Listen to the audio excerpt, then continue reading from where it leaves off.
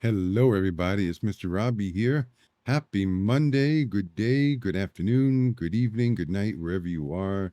I hope you're having a good Monday because why not? Why not have a good Monday? And to make your Monday even extra special, I have an extra special video for you today from Mary Trump. Mary was invited to the White House in 2017. She says, not by Donald Trump, but by her aunts who were celebrating their birthdays. One was celebrating her 80th birthday, another aunt was celebrating her 75th birthday. So they had their birthday celebrations at the White House, and Mary was invited.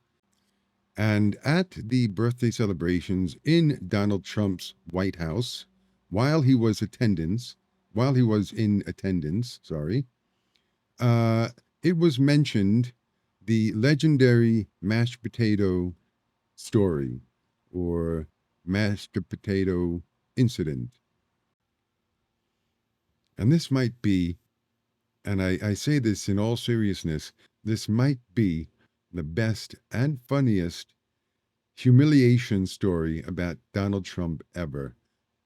If you haven't heard it, I think you're going to like it.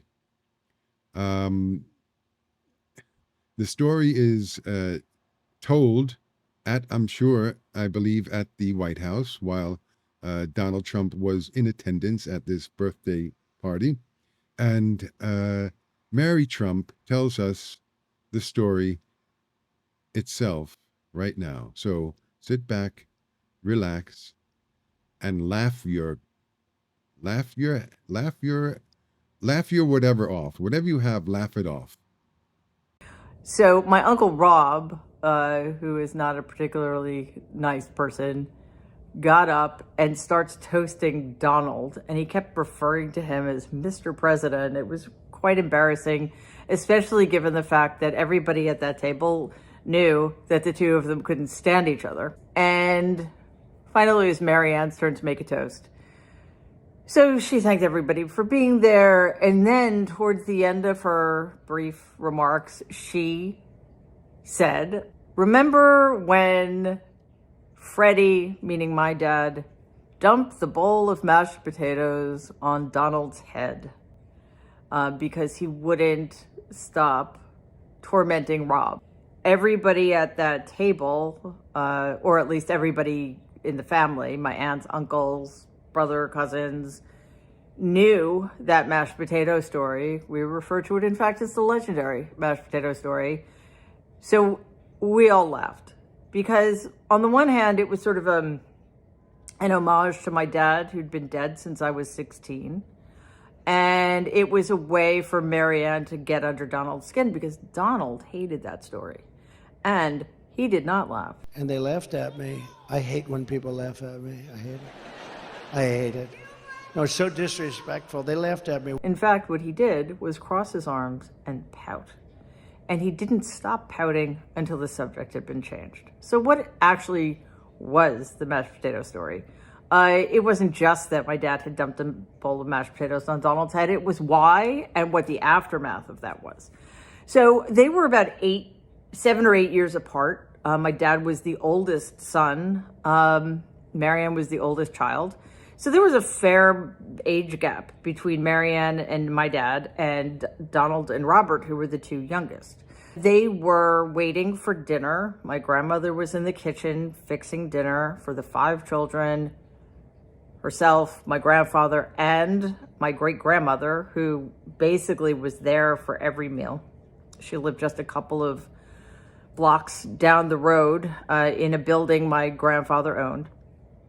And Donald was engaged in one of his favorite activities, tormenting his little brother, Robert, who was about 1.5 years younger. So at the time, I think Donald was around 6 or 7. So my dad would have been 13, 14-ish. And Rob was 5.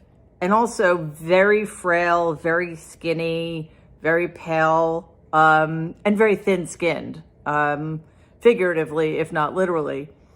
And Robert just loved to tease him and belittle him And as often was the case, Robert was crying hysterically and screaming, and nobody could get Donald to stop it.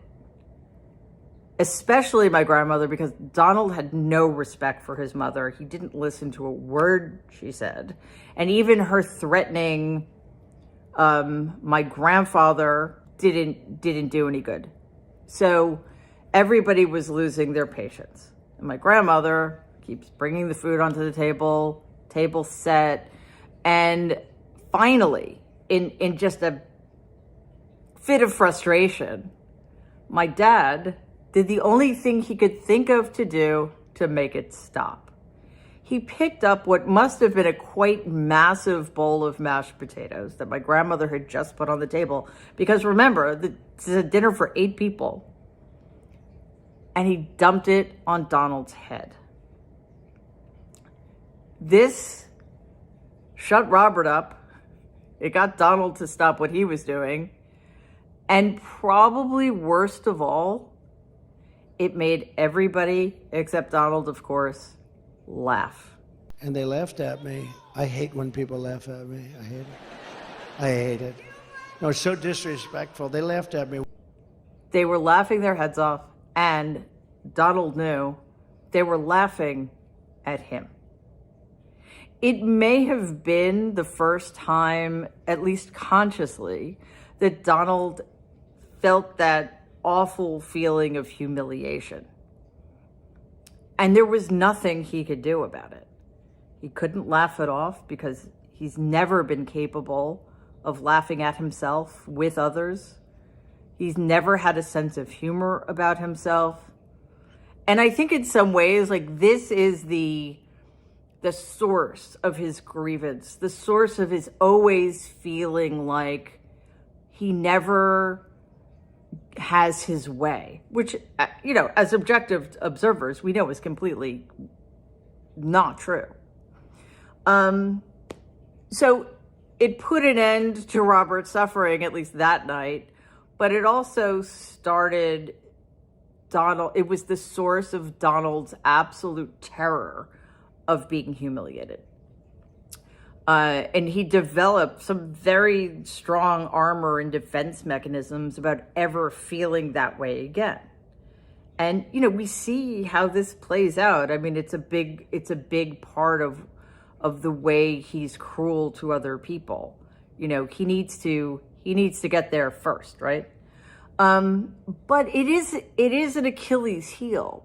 And, it's sort of my fantasy. I don't know if it will ever happen, but that when it gets to be closer to the election, that we can actually start counter-programming his rallies and get people in there who come equipped with large bowls of mashed potatoes, and even come equipped with the wooden spoon my grandmother used to serve those potatoes. My grandmother also used the wooden spoons to kind of beat us. So whenever you heard that kitchen drawer opening, you knew that you needed to run and hide. But that is not the use I suggest for these awesome spoons. No, these are to serve mashed potatoes and to remind everybody that taters hate traitors, and we love potatoes. It's just also a reminder how easy it is to get under this guy's skin. And I really hope that people who are in a position to, people who oppose him, start doing it. It doesn't take much, and I have yet to see anybody try. Wasn't that a great story? I love that story. When I saw that video a few weeks ago, I thought, well, this obviously, we know that Donald Trump cannot laugh at himself. He doesn't laugh. No one has ever seen him laugh except when he is being cruel to someone, let's say, making his stupid nicknames, in like a schoolyard bully. So if you have ever seen him laugh like real, laughter, let me know and show me a clip, because I don't think one ever existed and ever will exist. Anyway, that's the video. I hope you liked it. And I'll be back again soon with more videos for you. Thank you all for watching. And, subscribe and comment and like and smash the bell, as the kids say. And you'll see me later.